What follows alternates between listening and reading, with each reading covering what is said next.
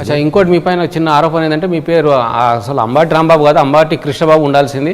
ఆయన బాగా రసికుడు, బాగా చిలిపివాడు, నాటి ఫెలో అంటారు. సరే, ఇప్పుడు అంటే మీ అందం వల్ల మీకు అది అంత జీవితంలో అనేక కోణాలు ఉంటాయి. నా మీద అనేక విమర్శలు కూడా ఉన్నాయి.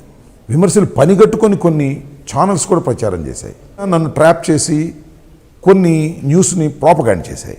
ఆ సాయంత్రానికి తేలిపోయింది ఇది ప్రాపగాండ చేసే కదా సార్ మీరు మాట్లాడినట్టు ఫోన్లో. అవును, మీ గొంతు ఉంది, అమ్మాయితో మాట్లాడుతున్నట్టు. అమ్మాయితో రాత్రి వస్తా 9 గంటలకు నువ్వు తయారై ఉండి పాన్స్ పౌడర్ పెట్టుకో అన్నారు మీరు. అవును, పాన్స్ పౌడర్ కాదులే, వేరే పౌడరా? వేరే పౌడర్ కూడా కాదు. ఆయన కాదు, అమ్మాయి పౌడర్ పెట్టుకో. సరే సరే,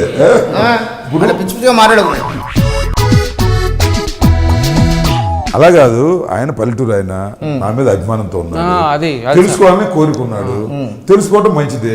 ఈయన తెలుసుకోవడమే కాకుండా చూసే ప్రేక్షకులు కూడా తెలుసుకోవాల్సిన అవసరం ఉంది. రాసే పౌడర్ కూడా ఎందుకు సార్ మరి ఆయనకి? మరి ఆ పౌడర్ మీద ఆమె రాసే పౌడర్ ఏంటో నాకు తెలియదు, మరి ఆయనకి తెలుసు అనుకుంటాను. ఆ గొంతు మీదే కదా సార్, మీరు మంచిగా స్పష్టంగా వినబడుతుంది, మీరు ఫోన్లో మాట్లాడుతున్నారు కదా. మా గొంతు నాదే అని మీరు అంటున్నారు.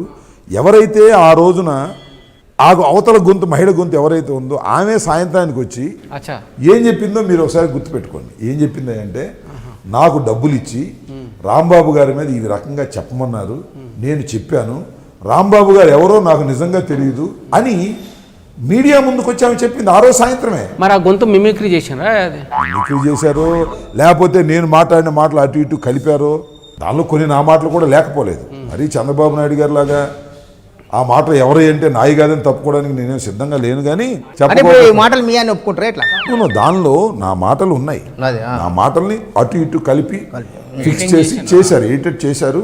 మళ్ళీ మీరు ఆమెతో మాట్లాడలేదు సార్? ఏం ఎవరు ఆమెతో మాట్లాడితే కాంప్రమైజ్ అయిందా? కాంప్రమైజ్ కాదు నాయన, ఒప్పుకుంది తప్పు అయిందని.